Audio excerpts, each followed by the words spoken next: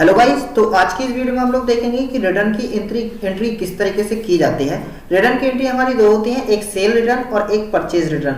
Cell return का मतलब है कि हमारे पास से जो सामान सेल किया गया था, गुड सेल किए गए थे, वो रिटर्न होकर हमारे पास वापस आया है, जिसकी एंट्री हम क्रेडिट नोट के अंदर Ctrl+F8 में करेंगे। और अगर परचेज रिटर्न है, जो सामान हमने परचेज करके वापस किया है, रिटर्न किया है, वो हमारी डेबिट नोट में की जाएगी, जिसकी एंट्री हम Ctrl+F9 से करेंगे। एक और बात मैं बता दूं, ये हमारा जो रिटर्न है वो पूरा पेमेंट कंप्लीट होने के बाद का प्रोसेस होता है। और अगर हमारा पक्का बिल नहीं बन पाया है, पेमेंट रिसीव नहीं हो पाया है, तो उससे पहले अगर रिटर्न होता है तो वो हमारा रिजेक्शन माना जाता है, जिसकी वीडियो मैं पहले ही टॉपिक में बना चुका हूँ। अगर आपने वो वाली एंट्री नहीं देखी है तो आप वो वाली वीडियो भी एक बार देख सकते हैं। तो चलिए स्टार्ट करते हैं। यहाँ पर मैं दिखा देता हूँ कि इसको हम इनेबल किस तरीके से करेंगे। गेटवे ऑफ टैली में जाएंगे, फीचर्स में जाकर F11, इन्वेंट्री फीचर्स में F2 मिलेगा। Use debit and credit notes है हमारा, जिसको हमें यस कर लेना है। उसके नीचे के दो ऑप्शन क्रेडिट नोट, अगर हमें सिर्फ क्रेडिट नोट यूज करना है तो उसे यस कर लेंगे, सिर्फ डेबिट नोट यूज करना है तो उसे यस कर लेंगे। अगर दोनों करने हैं तो हम दोनों को यस कर लेंगे। मैं आज की इस एक ही वीडियो में इन दोनों ऑप्शन को समझाने वाला हूँ। तो चलिए एक एंट्री भी हम लोग देख लेते हैं। तो यहाँ पर मैंने लिया है 8 लाख रुपए के हम शूज परचेज करने वाले हैं, जिसमें कैंपस के 200 और नाइक के 100 हैं। 2000 4000 के रेंज में 4 लाख के, तो टोटल 8 लाख के हम शूज परचेज करेंगे। और जो हमने शूज परचेज किए हैं, परचेज में से 10% शूज को हमें रिटर्न कर देना है, जिसको बोला जाएगा परचेज रिटर्न। तो यहाँ पर देख सकते हैं, अगर 200 शूज मैंने परचेज किए हैं, जिसमें से 10% वापस करने का मतलब है 20 क्वांटिटी को हम वापस कर देंगे, तो हमारे पास बचता है सिर्फ 180 क्वांटिटी। यानी हमें जो सेल करनी है वो 180 क्वांटिटी को हम सेल करेंगे कुछ प्रॉफिट पर, जिसे हमने 2000 की खरीद कर 2500 रुपए में हम सेल करने वाले हैं। इसी तरीके से नाइक के हमने 100 खरीदे हैं, तो 100 में से अगर 10% वापस किया तो 100 का 10% हो जाता है 10 वापस करने के बाद हमारे पास जो क्वांटिटी बचने वाली है वो सिर्फ 90 रहेगी। और 90 को हम 4000 में जो खरीदे थे उसे हम 5000 में सेल करेंगे, तो हमारे टोटल 4,50,000 के सेल होंगे। तो टोटल अगर मैं दोनों की बात करूं तो 9 लाख के हम यहाँ पर शूज को सेल करने वाले हैं, जिसका 20% सेल रिटर्न होगा। यानी कि वहां से जहां पर हमने सामान को सेल किया है, वहां से 20% प्रोडक्ट, यानी 18 180 का 18 दूनी 36 पीस यहाँ से वापस आने वाले हैं और 18 पीस हमारे नाइक के रिटर्न किए जाएंगे। इसकी एंट्री हम लोग देखेंगे टैली में किस तरीके से की जाती है। तो चलिए हम चलते हैं अपनी टैली की स्क्रीन पर। अभी हम लोग यहाँ पर टैली की स्क्रीन पर आ चुके हैं, जिसमें मैंने राठौर इंडस्ट्रीज नाम की कंपनी को बनाया हुआ है, लेकिन यहाँ पर कोई भी ना ही अभी एक भी एंट्री की है और ना ही कोई भी हमने यहाँ पर लेजर को बनाया हुआ है। तो चलिए एक बार मैं लेजर को भी क्रिएट करना बता देता हूँ एक बार फिर से, बाकी मैं पुरानी वीडियोज में बता ही चुका हूँ। मल्टीपल लेजर में चलेंगे हम। पहले एक मैं राठौर कैपिटल से बना लेता हूँ, कैपिटल अकाउंट, जो कि रहेगा हमारे पास एक कैपिटल अकाउंट में। फिर नेक्स्ट हमारे पास शूज परचेज अकाउंट, जो कि रहेगा हमारा परचेज अकाउंट में। और एक हमारे लिए बनाना है यहाँ पर शूज सेल अकाउंट, जो कि रहेगा हमारा सेल अकाउंट में। हमारे लिए 3 ही लेजर बनाने हैं, इससे ज्यादा लेजर की जरूरत नहीं पड़ेगी। बाकी हम यहाँ पर इसके आइटम्स बना लेते हैं, जिसके लिए इन्वेंट्री इन्फो में जाकर आइटम्स बना लेते हैं। आइटम के लिए पहला हमारा रहेगा कैंपस, जो कि रहेगा हमारे पास शूज के अंडर में, जिसके लिए मैं Alt+C से डायरेक्टली बना रहा हूँ। और यहाँ पर Alt+C से यहाँ पर पीसेस भी हम बना लेते हैं। तो यहाँ से मैंने एक ये बनाया है। नेक्स्ट हमारे पास रहेगा नाइक का, तो यहाँ पर हमने एक नाइक का बनाया हुआ है शूज के लिए, और पीसेस में जाकर इसके लिए भी हमने एक्सेप्ट कर दिया। तो चलिए जल्दी से हम इसको परचेज भी करके देख लेते हैं। कि परचेज करने से पहले मैं यहाँ पर दिखाना चाहूँगा कि हमारे पास अभी स्टॉक में यहाँ पर कोई भी प्रोडक्ट नहीं है। तो सबसे पहले हम परचेज कर लेते हैं। परचेज के लिए जाएंगे हम F9 में।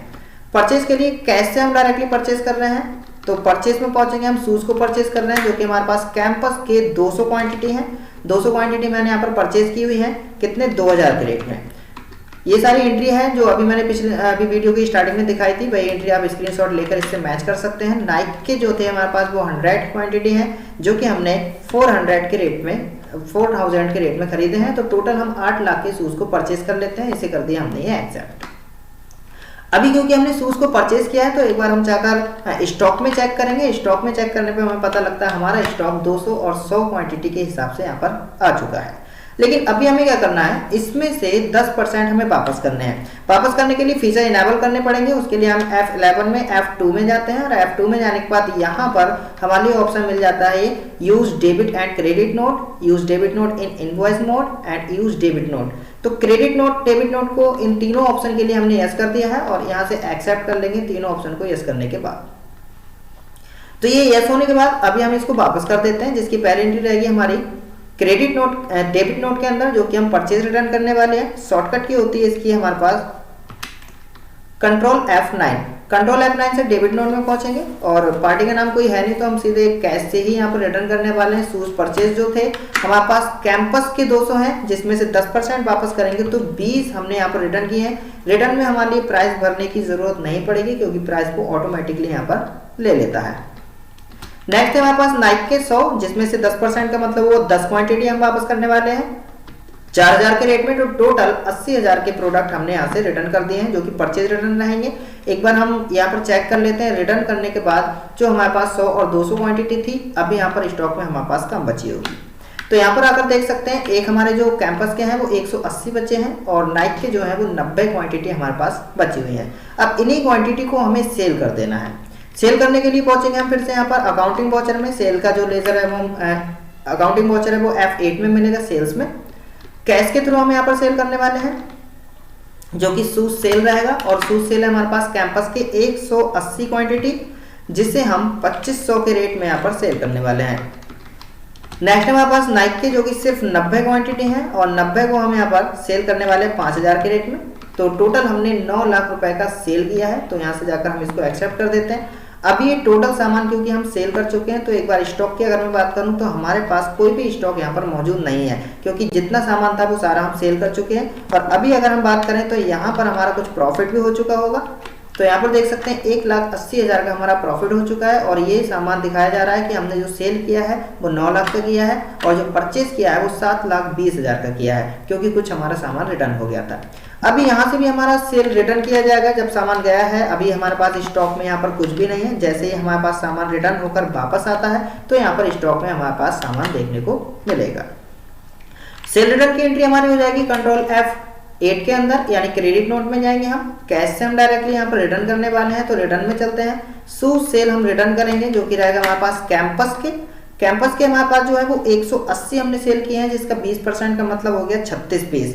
तो यहाँ से हम 36 पीस को 36 पीस लेंगे जो कि हमारा 2500 के रेट में है। नेक्स्ट हमारे पास रहेगा नाइक के हमारे पास 90 क्वांटिटी थी, 20% हो जाएगा हमारा 18 में यहाँ पर देखेंगे 5000 के रेट में, यानी 1,80,000 का प्रोडक्ट हमारा वापस आ गया है। इसे हमने एक्सेप्ट कर लिया। एक्सेप्ट करने के बाद ई स्केप से बैक चलते हैं और एक बार इसको भी हम देखेंगे। तो यहाँ पर स्टॉक की बात करें तो ये प्रोडक्ट हमारे पास अभी बचे हुए हैं जो कि क्वांटिटी और ये हमारे स्टॉक में बचा हुआ है। और प्रॉफिट की बात करें तो अभी हमारा थोड़ा कम हो गया होगा। अभी हमारा 1,44,000 का प्रॉफिट यहाँ पर बचा हुआ है।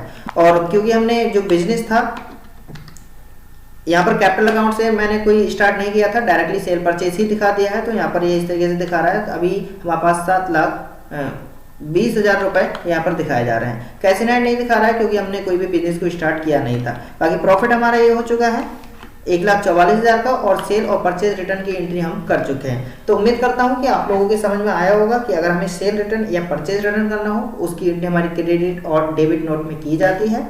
तो आज की इस वीडियो में इतना ही, बाकी मिलते हैं अगली वीडियो में।